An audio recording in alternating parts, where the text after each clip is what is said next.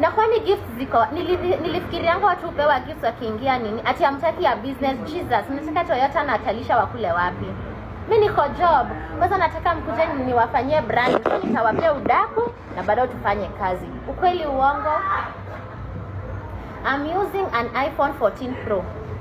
So look, how bad can be the Ebu kwanza inasema Talisha ananiambianga ni tell them tap and do what the screen. Tap and share the live. Nimejua tap and share the live. Kuosha, unaona Zen Fresh choo, unaona choo. By the way, hiyo kitu ya choo imenisumbua sana cause I use hard water. Maji yetu ni ya chumvi. Zen Fresh kuna concussion fulani wanakujanga wanakuchanganyishia, wanakuosha alafu wanaweza kuachia uoshe nayo. So akimizijazo yake mnataka tu nianze kungoa saa hizi mkiniambia tumie Kiswahili nyinyi. And then nyingine, haya udaku gani mnataka? Haya niulizeni. So much. TikTok hata ukipiga picha na calculator iko tu sawa.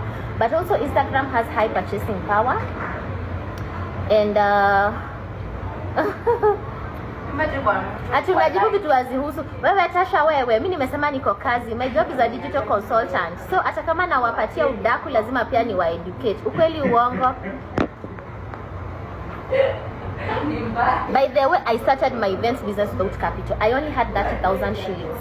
Nilienda nikanunua picnic tables 2, nikanunua charger plate 6, nikanunua napkin 6, nikanunua pillow 6.